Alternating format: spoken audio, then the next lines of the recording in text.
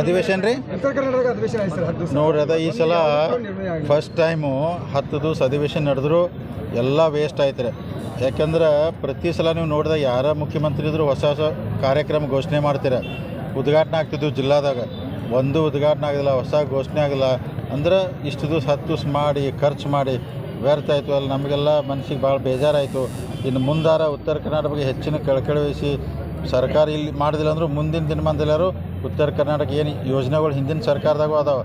ನೀವು ಮೊನ್ನೆ ಉದಾಹರಣೆ ನಿಮ್ಗೆ ಹೇಳ್ಬೋದು, ಫೈರ್ ಸ್ಟೇಷನ್ ಒಂದು ಆಗವಲ್ಲು, ಮಿನಿ ವಿಧಾನಸೌಧ ಆಗವಲ್ಲು, ಸಣ್ಣ ಸಣ್ಣ ಕೆಲಸ ಭಾಳ ಅದಾವೆ, ದೊಡ್ಡ ನೀರಾವರಿ ಕೆಲಸಗಳು ಭಾಳ ಅದಾವೆ. ದಯಮಾಡಿ ಅವ್ನ ಕಡೆಗೆ ಮುಂದಿನ ಬಜೆಟ್ ಒಳಗಾರ ಮಾಡ್ರಿ ವಿನಂತಿ ಮಾಡ್ಕೊಂಡ್ವಿ. ಮಾಡ್ರೆ ಈ ಭಾಗದ ಜನಕ್ಕೆ ಒಳ್ಳೇದಾಗ್ತದೆ. ಇಲ್ಲಿ ಮಾಡೋದಿಲ್ಲ ಅಂದರೆ MP ಎಲೆಕ್ಷನ್ ಬುದ್ಧಿ ಕಲಿಸ್ತಾರೆ ರೀ. ಸರ್ ಸಂಸತ್ ಬಗ್ಗೆ ಸಂಸದೀಯ ದಾಳಿ ಆಗಿದೆ ಸರ್, ಆಗಬಾರ್ದೈತೆ. ಯಾಕಂದ್ರೆ ದುರ್ದೈವ. ಯಾಕಂದ್ರೆ ಯಾರು ಆ ಥರ ಮಾಡಬಾರ್ದು. ಯಾಕಂದ್ರೆ ದೇಶದ ಡೆಮಾಕ್ರಸಿ ಸಿಸ್ಟಮಲ್ಲಿ ದೇವಸ್ಥಾನ ಅಂತಾರೆ ಅದಕ್ಕೆ ರೀ. ಇಡೀ ದೇಶನಂದ್ರೆ ಕಾನೂನು ಮಾಡೋರು ಎಲ್ಲ ಅಲ್ಲಿ ಕೂತಿರೋ ಜನ ಅಂದರೆ ಏನು ಭಾರತದ ಜನ ಏನು ಓಟ್ ಹಾಕಿದವರೆಲ್ಲ ಪ್ರತಿನಿಧಿಗಳಲ್ಲಿ ಇರ್ತಾರೆ. ಅದು ಆಗಬಾರ್ದು. ನಮಗೂ ಮನಸ್ಸು ಬೇರೆ. ಆದರೆ ಏನಾಯ್ತು ಖರೆಯಾಗಿ ಇನ್ವೆಸ್ಟಿಗೇಷನ್ ಆಗಿ ಯಾರು ತಪ್ಪು ಮಾಡಿದ್ರೆ ಅವ್ರಿಗೆ ಶಿಕ್ಷೆ ಆಗ್ಬೇಕು ರೀ. ಜಿಲ್ಲಾ ಹೋರಾಟ ಆಗ್ಬೇಕು. ಮೊನ್ನೆ ನಮ್ಮ ಅರಬಾಂಗ ಕ್ಷೇತ್ರದ ಜಾಸ್ತಿ ಸಂಖ್ಯೆ ಜನ ಗೋಕಾಕ್ ಬಂದಿರ್ರಿ, ನೀವೆಲ್ಲ ನೋಡಿರ್ಬೋದು. ಅಂದ್ರೆ ನಾವತ್ತಿ ಗೋಕಾಕ್ ಜಿಲ್ಲಾ ಆಗಬೇಕಂತ ನಾವು ಒತ್ತಡ ತರ್ತೀವಿ.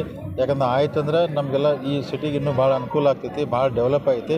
ಗೋಕಾಕ್ ಜಿಲ್ಲೆ ಆಗಬೇಕು. ಏನು ಮೊನ್ನೆ ಪೂಜ್ಯರು ಸ್ವಾಮೀಜಿಯವ್ರ ನೇತೃತ್ವದಲ್ಲಿ ಹೋರಾಟ ಆಗಿದ್ದಲ್ಲ, ಅದಕ್ಕೆ ನಮ್ಮದೆಲ್ಲ ಬೆಂಬಲ ಇದೆ.